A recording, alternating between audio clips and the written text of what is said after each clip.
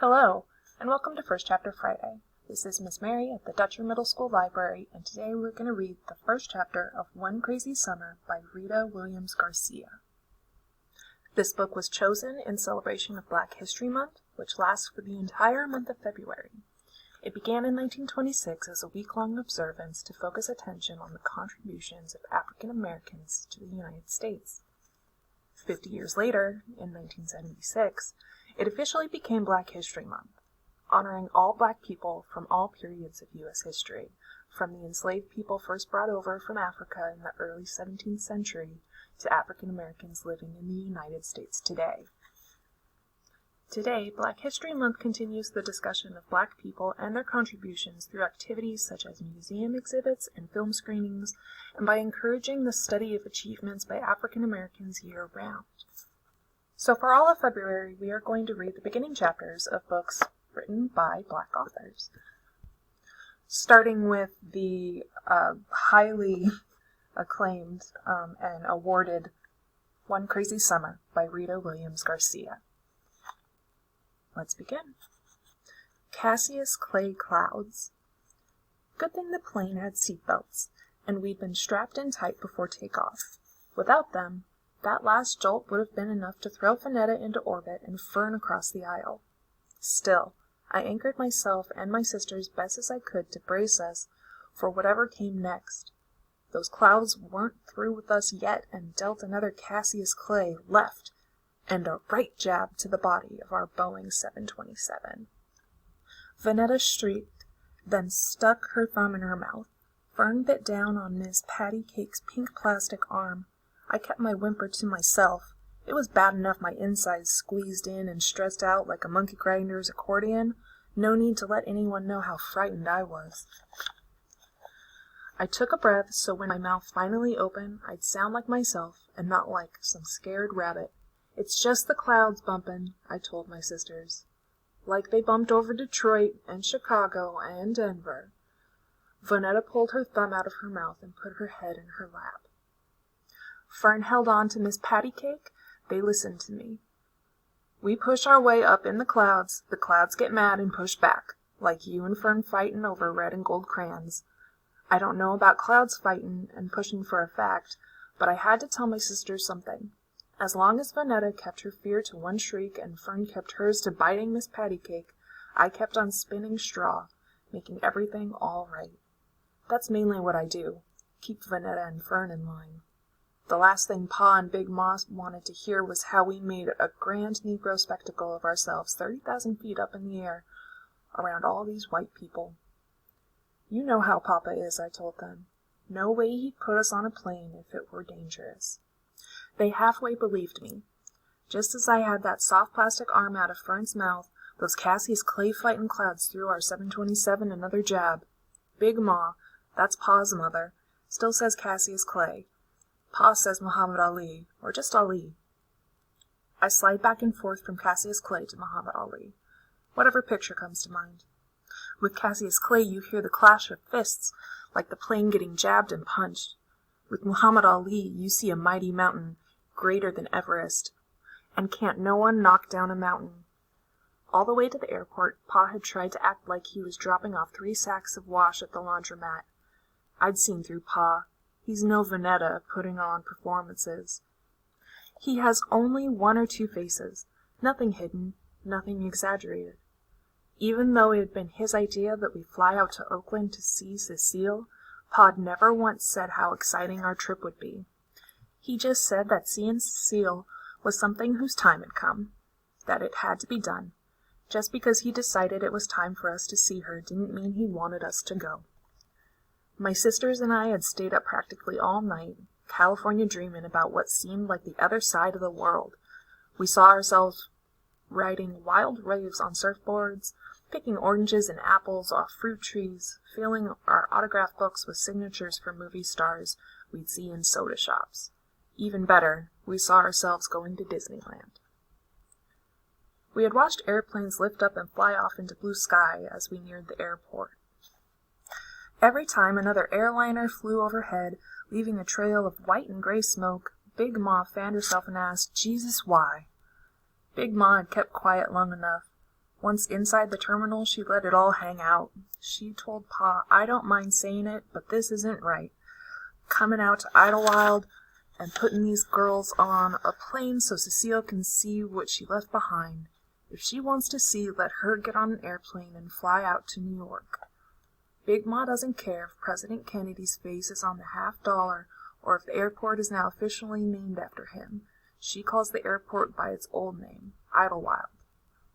Don't get me wrong, Big Ma was as mad and sad as anyone when they killed the president. It's change she has no pity on.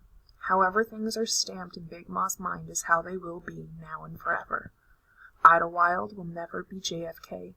Cassius Clay will never be Muhammad Ali. Cecile will never be anything other than Cecile. I can't say I blamed Big Ma for feeling the way she did. I certainly didn't forgive Cecile. When Cecile left, Fern wasn't on the bottle. Vonetta could walk but wanted to be picked up. I was 4 going on 5. Pa wasn't sick, but he wasn't doing well either. That was when Big Ma came up from Alabama to see about us.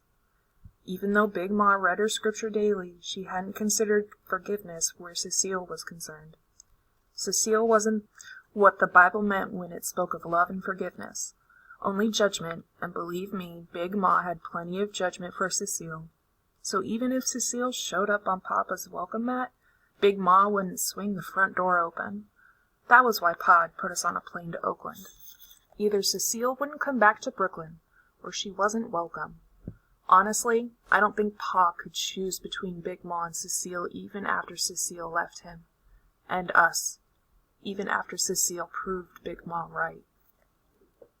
How can you send them to Oakland? Oakland's nothing but a boiling pot of trouble cooking. All them riots. Pa has a respectful way of ignoring Big Ma. I wanted to smile. He's good at it.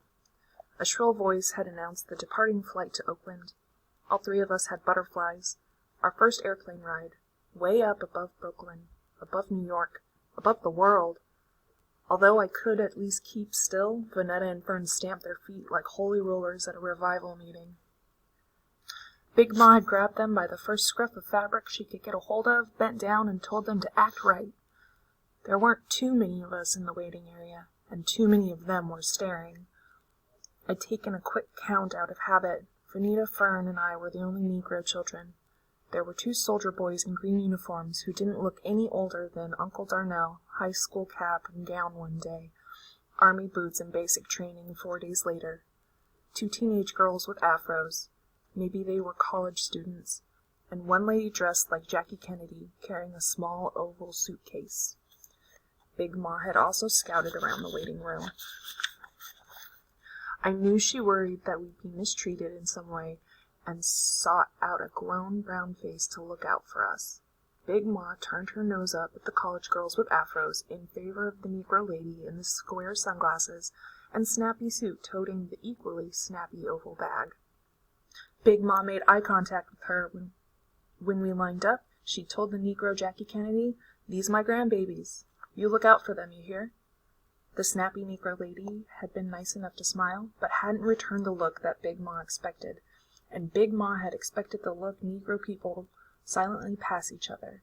She had expected the stranger to say, as if she were a neighbor, "They're as good as my own. I'll make sure they don't misbehave or be an embarrassment to the Negro race." A blank movie star smile had been all she passed to Big Ma. That lady had only been looking out for her plane seat. Papa had already given me a paper with the phone number to our house, which I knew by heart, and the phone number to his job. He had already told me that his job number was for emergencies only and not for how you doin' chats. Last night he had also given me an envelope with $200 in $10 and $20 bills to put in my suitcase.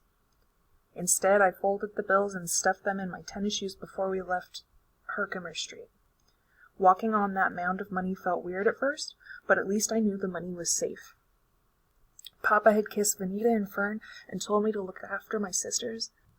Even though looking after them would have been nothing new, I kissed him and said, "I will, Papa." When the line to the ticket taker had begun to move, Big Ma had gotten teary and mushed us up in her loose-fitting violet and green muumuu dress. "Better come on and get some loving now." She hadn't had to finish the rest about how this might be the last in a long while for kissing and hugging. A flash of memory told me Cecile wasn't one for kissing and hugging. I had a lot of those memories clicking before me like projector slides in the dark.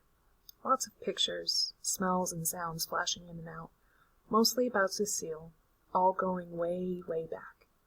And what I didn't remember clearly, Uncle Darnell always filled in. At least Uncle Darnell remembers Cecile kindly.